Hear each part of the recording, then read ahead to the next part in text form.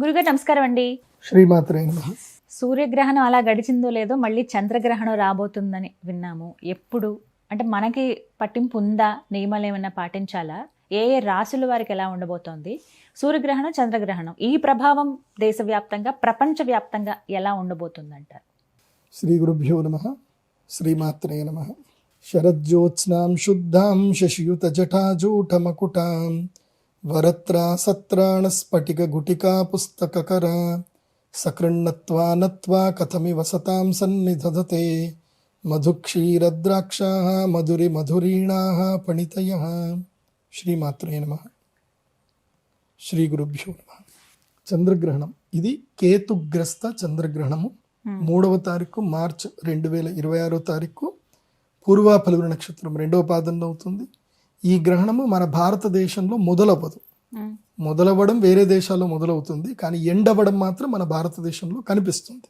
So పశ్చిమ దేశాలకి, ఈశాన్య ప్రాంత దేశాలకు మనకి సాయంత్రానికి ఈ యొక్క గ్రహణం కనిపిస్తుంది. అంటే ఇది మధ్యాహ్నం 2 గంటల, మన భారతదేశ కాలమాన ప్రకారము మధ్యాహ్నం 2:14 ఈ గ్రహణం ప్రారంభమయ్యి రాత్రి 7 గంటల సూర్యాస్తమయం అయిన తర్వాత 7:53 వరకు ఈ గ్రహణం కనిపిస్తుంది.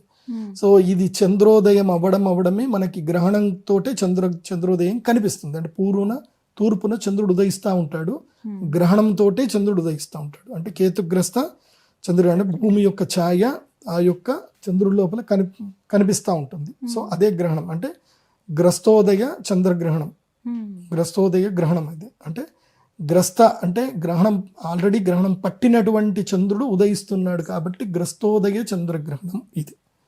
కాబట్టి ఇది పార్శ్వమే, ఫుల్ చంద్రగ్రహణం కాదు. సంపూర్ణ చంద్రగ్రహణం వేరే చోట కనిపిస్తుంది, మనకు కనపడదు. బట్ ఈ చంద్రగ్రహణం భారతీయులకి వర్తిస్తుంది. ఎందుకోసం అంటే ఇది భారతదేశంలో కొన్ని ప్రదేశాల్లో కనిపిస్తుంది కాబట్టి ఈ చంద్రగ్రహణం భారతీయులకు వర్తిస్తుంది. కాబట్టి సూతకము, దేవాలయాలు క్లోజ్ చేయడము, తర్వాత ఇండ్లు పూజ చేసుకోవడం అన్నీ సాధారణంగా ఆచార విచారాలు అన్నీ పాటించవలసిందే. తర్వాత భోజనాలు ఏమైనా ఉంటే కనుక ఉదయం 11-12 గంటల లోపలనే భోజనాలన్నీ కంప్లీట్ చేసుకోవాలి. ఇది సాధారణమైన వ్యక్తులకు. అనుష్ఠాన పరులు అయితే కనుక ఉదయం 6 గంటల లోపలనే భోజనం కంప్లీట్ చేసుకోవాలి. అనుష్ఠాన పరులు అయితే, అనుష్ఠాన పరులు, యోగులు, సిద్ధులు, తాంత్రికులు ఎవరైనా ఉంటే వాళ్ళు 6 గంటల లోపలనే భోజనాలు చేసుకోవాలి. ఎందుకోసం అంటే అక్కడికి వేద ప్రారంభం అవుతుంది కాబట్టి. సో ఇంకా మళ్ళీ తినడానికి ఉండదు. మాక్సిమం 9 తర్వాత తినడానికి అయితే పని చేయదు. సో గర్భిణీ స్త్రీలకు అయితే కనుక వాళ్ళు భోజనాలు 9 గంటల లోపల భోజనాలు అన్నీ చేయొచ్చు. పాల పదార్థాలు తినకూడదు.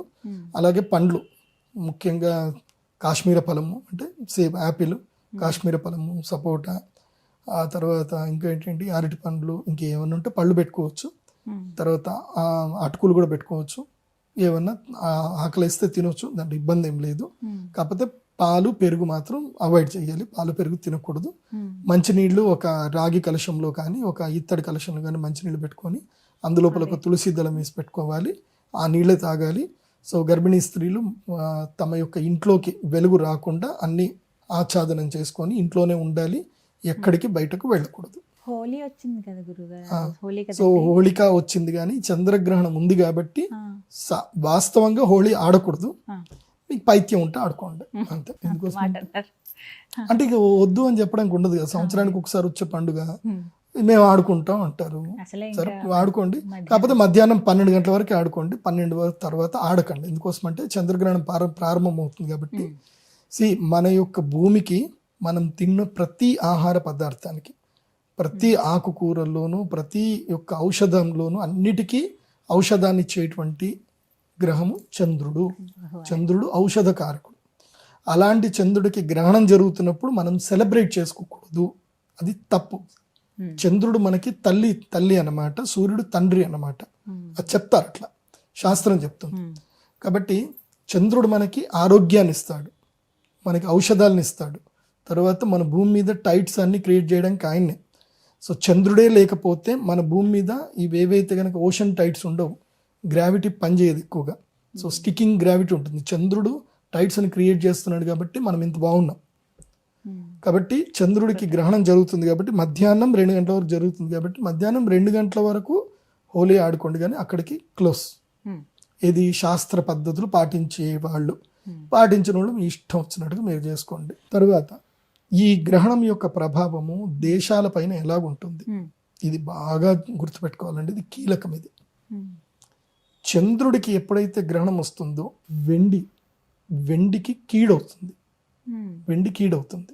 ఇప్పుడు ఏం జరుగుతుంది అని అంటే గ్లోబల్గా ప్రపంచవ్యాప్తంగా ఇబ్బందులు ఎదురవుతాయి.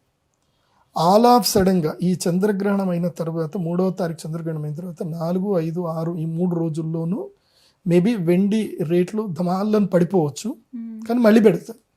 ఆ 3-4 రోజులు మాత్రం, ఒక వారం రోజులు మాత్రం ఏం జరిగినా నాకు సంబంధం లేదు అని కూర్చోండి. పెట్టుబడి పెట్టిన వాళ్ళు ఏం జరిగినా నేను వినను, నేను వార్తలు చూడను, నేనేం వినను అని కూర్చోండి. ఎందుకు వెండి పడింది, పడిపోతుంది, పోతుంది పోతుంది పోతుంది అని అంటారు. ఏం అంటే నాకు తెలిసి అప్పటికి వెండి ధర అంటే 3,80,000 వరకు వెళ్ళిపోయి ఉంటుంది. ఆ తర్వాత ఒకేసారి 3,40,000కి 3,50,000కి రిటర్న్ వస్తుంది, వెనక్కి వస్తుంది, రేట్ పడిపోతుంది. కాబట్టి కంగారు పడొద్దు, మళ్ళీ రికవర్ అవుతుంది మార్కెట్, కంగారు పడొద్దు, ప్రశాంతంగా ఉండండి. అదొకటి. రెండవది ఏంటంటే గ్లోబల్గా మళ్ళీ హెల్త్ కాంప్లికేషన్స్, కొన్ని కొత్త రోగాలు, కొత్త వైరస్లు భూమి మీదకి ప్రవేశించే అవకాశం ఉంటుంది. నేను ఆల్రెడీ పరాభవనవ సంవత్సరానికి సంబంధించిన దాంట్లో చెప్పాను, ఏలియన్స్ వస్తారు. సో గ్రహాంతరవాసుల యొక్క ఉనికి ఏర్పడుతుంది. గ్రహాంతరవాసులు అంటే మన లెక్క మనుషుల లెక్కన ఉంటారు అనుకోకండి, చిన్న చిన్న పురుగులు కూడా గ్రహాంతరవాసులు. సో గ్రహ శకలం ఏదైతుందో నేను ఆల్రెడీ ఒకసారి చెప్పాను. గ్రహణము తర్వాత ఇప్పుడు ఈ గ్రహణం తర్వాత ఇప్పుడు మనకు ఒక బెల్ట్ ఉంటుంది, మార్స్కి తర్వాత జూపిటర్కి మధ్యన ఒక బెల్ట్ ఉంటుంది.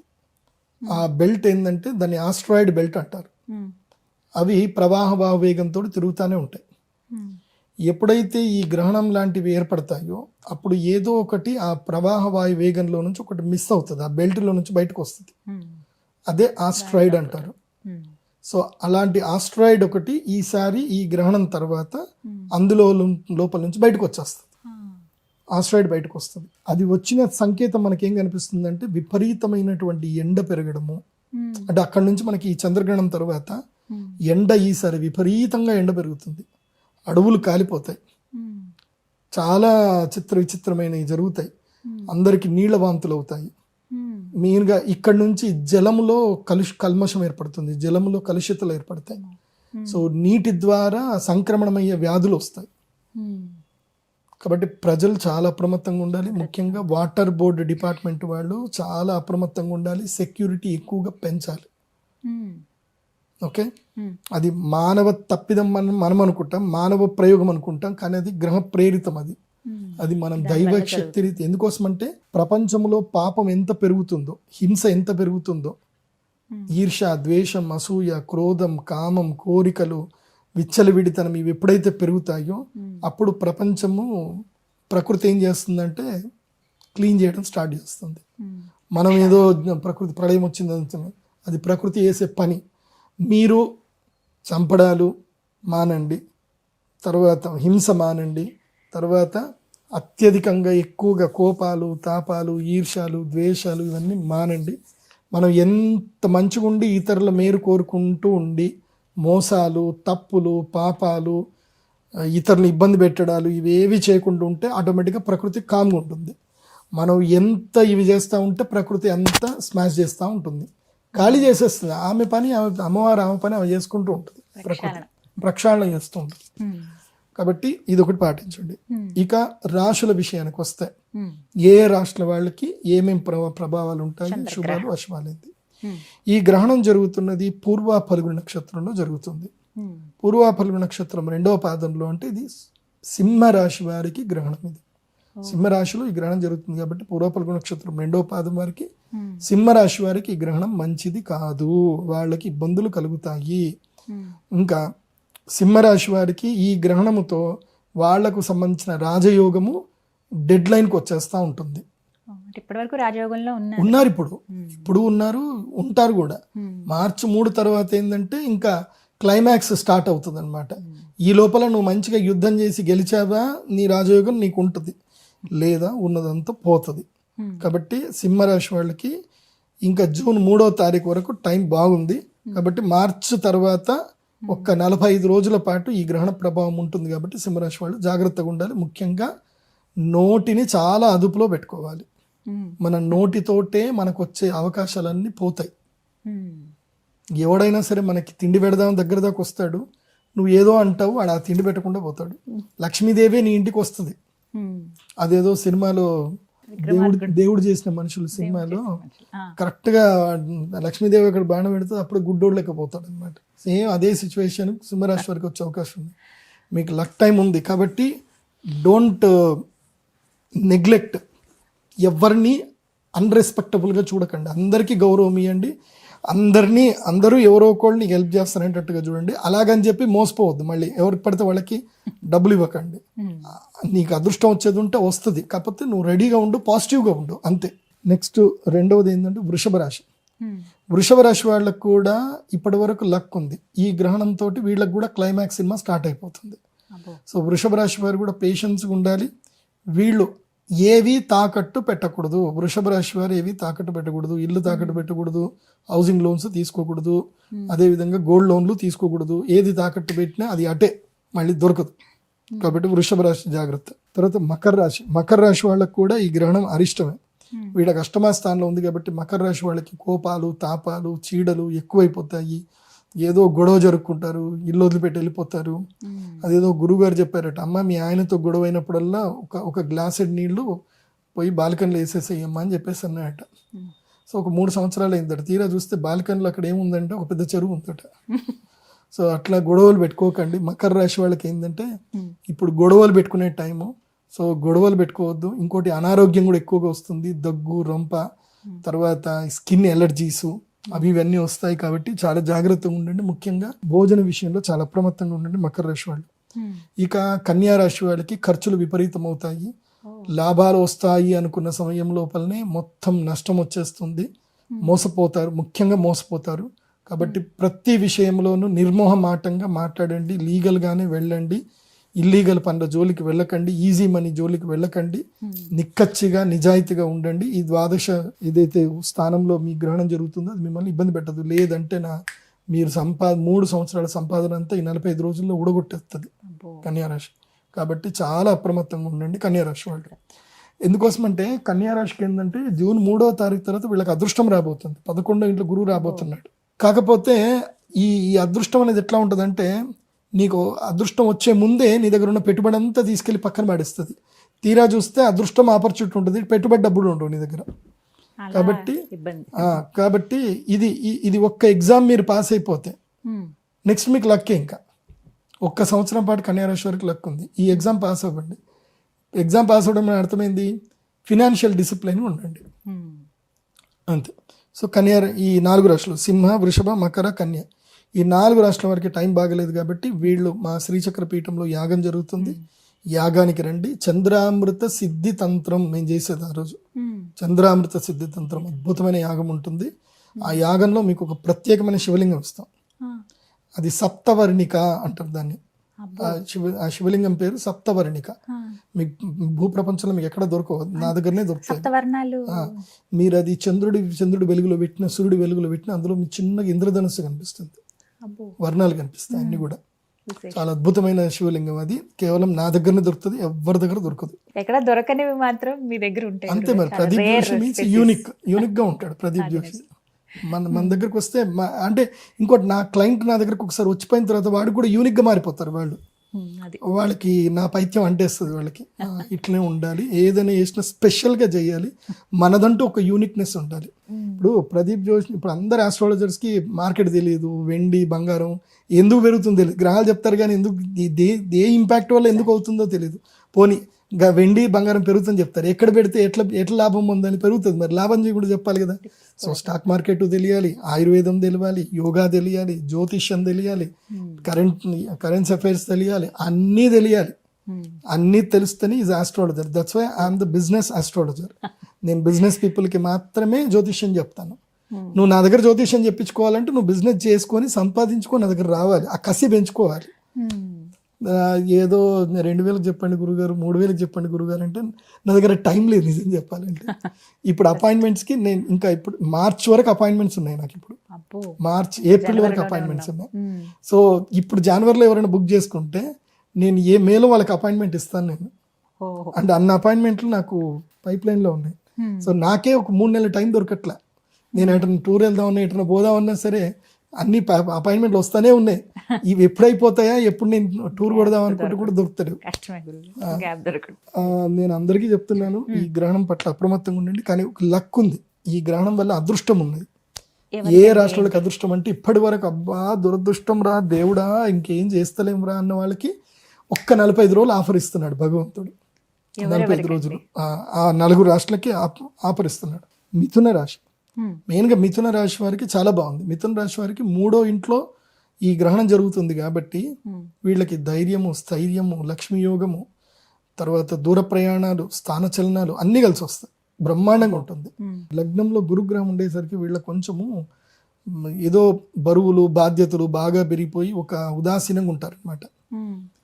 కాకపోతే మిథున రాశి వారికి నేను చెప్పేది ఒకటి, అహంకారం వదలండి. వదిలితే ఈ యోగాలన్నీ మీకు అదృష్ట యోగం వస్తుంది.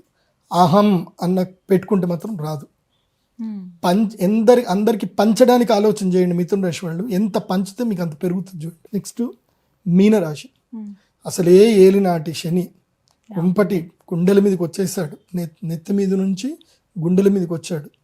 సో ఏలినాటి శనితో బాధపడుతున్న మీనరాశి వారికి రుణ బాధలు తీరిపోతాయి. ఈ 45 రోజులు ఏదైనా ప్రయత్నాలు చేస్తే రుణ బాధలు మొత్తం తీరిపోతాయి. రుణ బాధలు తీరిపోవడానికి ఇది ఒక శ్రీకారంగా ఉంటుంది. అంటే రుణాలు ఎక్కువైపోతాయి, డబ్బులు పోగొట్టుకుని ఉంటారు, అది ఉంటుంది, రుణాలన్నీ పోతాయి, శత్రు బాధలు విముక్తి అయిపోతుంది. సో దాని గురించి ఇనిషియేటివ్ తీసుకుంటే మీనరాశి వాళ్ళకి రుణబాధ, శత్రుబాధ, రోగబాధ విముక్తి కలుగుతుంది. తర్వాత వృశ్చిక రాశి వాళ్ళకి, వృశ్చిక రాశి వాళ్ళకి 10వ స్థానంలో ఉంది కాబట్టి వాళ్ళది పై చేయి అయిపోతుంది. ఉద్యోగ లాభము, తర్వాత వ్యాపార లాభము, స్థాన లాభము అన్నీ కూడా కలుగుతాయి. సో మన వృశ్చిక రాశి మన భారతదేశ ప్రధానమంత్రి, గౌరవ ప్రధానమంత్రి శ్రీ నరేంద్ర మోదీ గారిది. నాకు తెలిసి ఈ చంద్రగ్రహణం తర్వాత కొన్ని ఇవి జరుగుతాయి, గ్లోబల్ జియో పాలిటిక్స్ కొన్ని ఇష్యూస్ జరిగిన తర్వాత కంప్లీట్గా ప్రపంచవ్యాప్తంగా ఉన్న వాళ్ళందరూ కూడా విశ్వగురువు అని చెప్పి మన మోదీజీని అందరూ వచ్చి మాట్లాడిస్తారు. ఇక అవుట్ ఆఫ్ కంట్రోల్ అయిపోయింది, ఇక మీరు కంట్రోల్లో తీసుకోవాల్సిందే, మేము మిమ్మల్ని ఫాలో అవుతాం, మీరు ఏం చెప్పండి, మీరు ఏది చెప్తే అది. సో అది జరిగే అవకాశాలు ఉంటాయి. దాంతో మన భారతదేశం స్టాండర్డ్గా విశ్వగురువు ఉంటుంది. నాకు తెలిసి ఈ మూమెంట్ జరిగిన తర్వాత, ఈ గ్రహణం తర్వాతనే బ్రిక్స్ కాయిన్ బయటకు వచ్చేస్తుంది, బ్రిక్స్ వస్తుంది. నేను ఆల్రెడీ చెప్పాను, నేను లాస్ట్ ఇయరే చెప్పాను. లాస్ట్ ఇయర్ ఏం చెప్పాను, ఇటువైపు అడుగులు పడతాయి, భారతదేశానికి చైనానికి శత్రుత్వం ఉంటుంది కానీ శత్రుత్వం పోతుందని లాస్ట్ ఇయరే చెప్పాను. విశ్వావసనామ సంవత్సరం మనం చెప్పినప్పుడు చెప్పా. మీరు కావాలంటే మళ్ళీ ఆ రాశిఫలాలు వెనక్కి వెళ్ళి చూడండి, నేను చెప్పినవి అన్నీ జరిగాయి. సో నేను అప్పుడు చెప్పాను, చైనాతో స్నేహం ఏర్పడుతుంది అంటే చాలా మంది కింద కామెంట్ పెట్టారు, చైనాతో మనకి స్నేహం పెడుతుంది, చైనా ఇది అది అని పెట్టారు. చైనా మీద టారిఫ్లు పోయాయి, చైనాకి మనకి డైరెక్ట్ ఫ్లైట్ టికెట్ స్టార్ట్ అయ్యాయి. సో వ్యవహారాలు చక్కబడుతున్నాయి. So Russia, China, Bharat, okay, so and Brazil, and ఇంకోటి ఏంది మన సౌత్ ఆఫ్రికా అనుకుంటా, బ్రిక్స్. సో ఇవన్నీ కూడా కలిసి ఇప్పుడు ఒక అద్భుతమైన శక్తిగా తయారవుతాయి. సో అప్పుడు డాలర్కి ధీటుగా ఒక కాయిన్ వస్తుంది. ఇంకా అది ఉంటుంది చూడండి, సూపర్గా ఉంటుంది. అది ఓన్లీ ఇంపోర్ట్ ఎక్స్పోర్ట్స్కే పనిచేస్తుంది, అది అందరికీ పనిచేయదు. నార్మల్ కాయిన్స్ కింద పనిచేయదు, ఇంపోర్ట్ ఎక్స్పోర్ట్ కిందనే పనిచేస్తుంది. సో అది దేశాలకు మధ్యన, అంటే నువ్వు నేను డబ్బులు తీసుకొని ఎట్లయితే తీసుకుంటామో అట్లా దేశాలు ఈ కాయిన్ని తీసుకొని సర్దుకుంటాయి అనమాట. ఇంకోటి ఫైనల్గా ఏంటంటే సూపర్ టాప్ లక్కీయెస్ట్ రాశి ఏంటంటే తులారాశి. వీళ్ళకి ఇటు గ్రహస్థితి బాగా ఉంది, ఇటు ఈ గ్రహణం వల్ల లాభం కలుగుతుంది. కాబట్టి తులారాశి వాళ్ళకి 3 నెలల కాలము లక్కీయెస్ట్ టైం. ఈ 3 నెలలు తులారాశి వాళ్ళు పట్టిందల బంగారం మంచిగా వెళ్తుంది.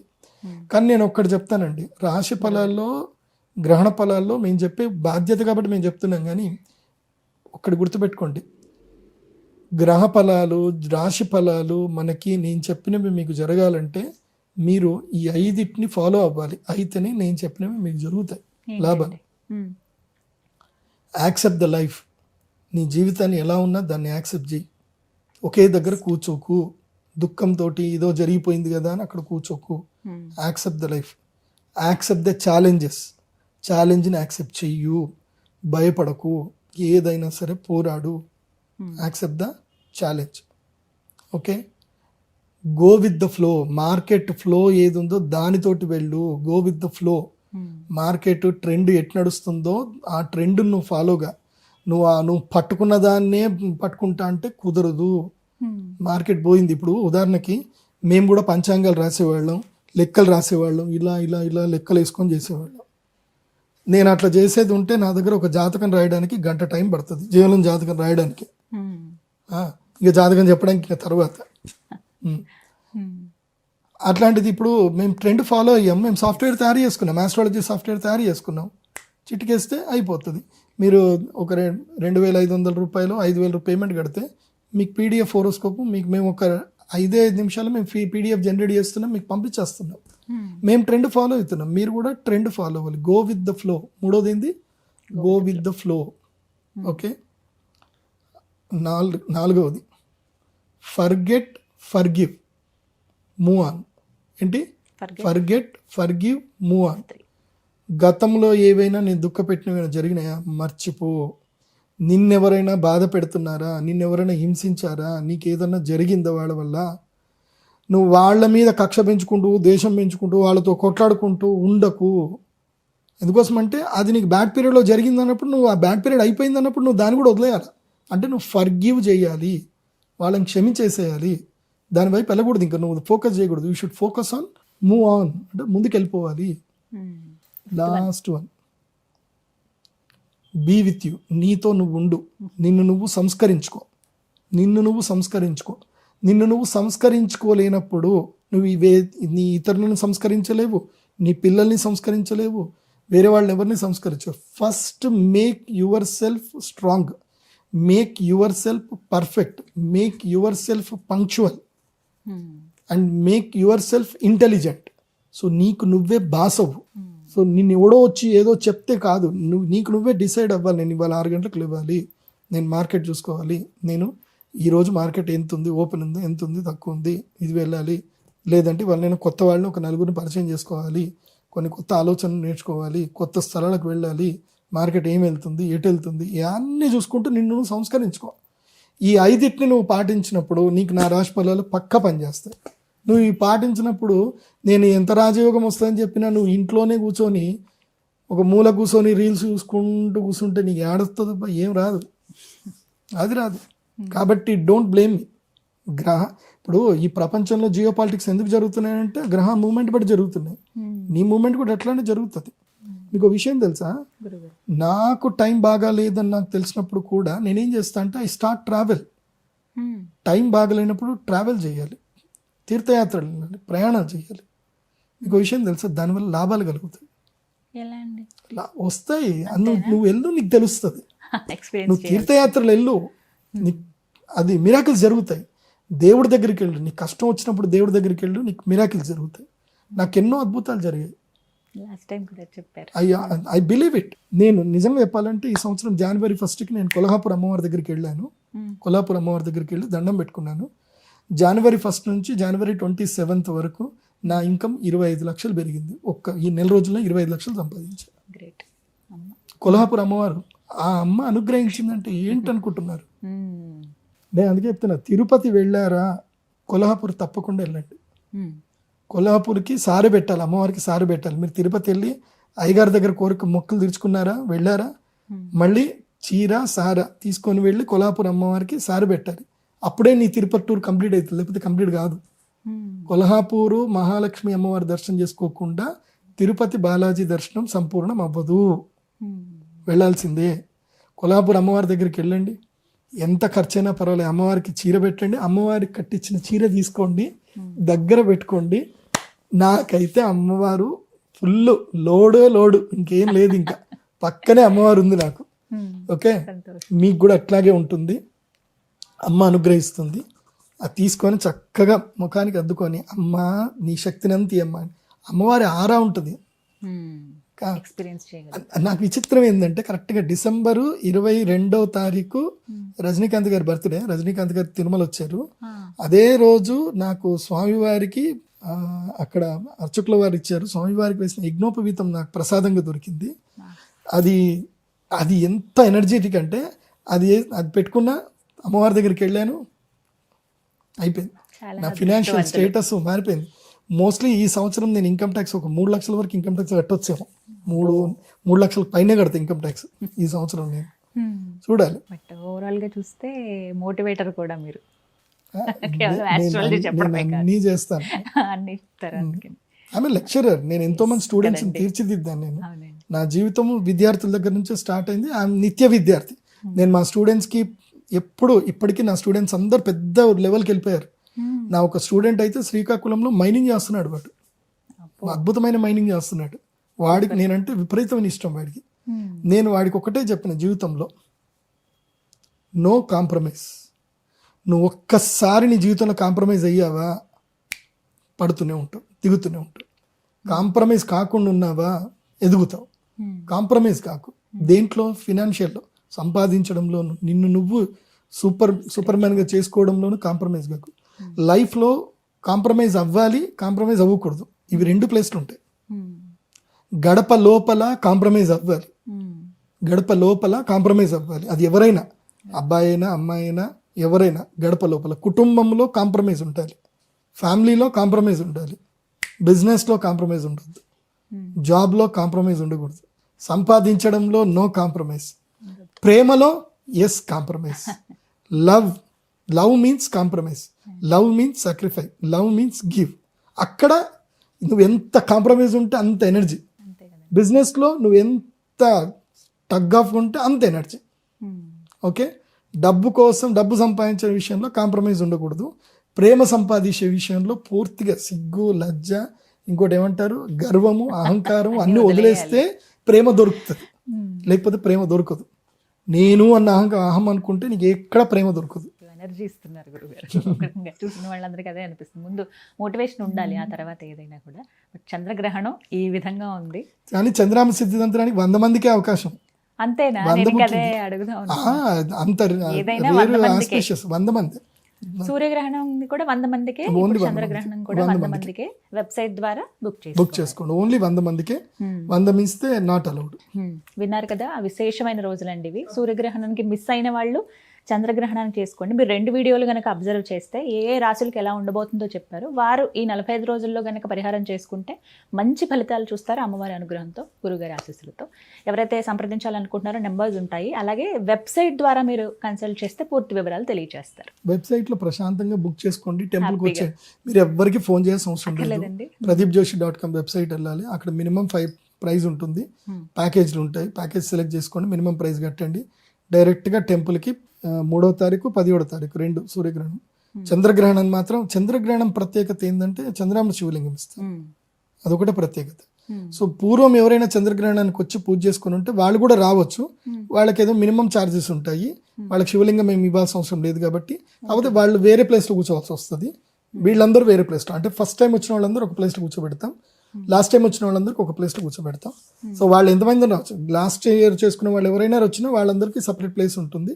కానీ ఫస్ట్ టైం వచ్చిన వాళ్ళు మాత్రం 100 మందికి మాత్రం అలౌడ్. మార్చి 3, 2026 పౌర్ణమి చంద్రగ్రహణం. ఆ రోజు నిజామాబాద్లో ఉన్నటువంటి శ్రీచక్రపీఠంలో జరిగేటువంటి హోమ కార్యక్రమం ఉంటుంది. పూర్తి వివరాల కోసం మీరు వెబ్సైట్లో రిజిస్టర్ చేసుకోండి. ధన్యవాదాలు. నమస్కారం గురువు గారు. శ్రీమాత్రే.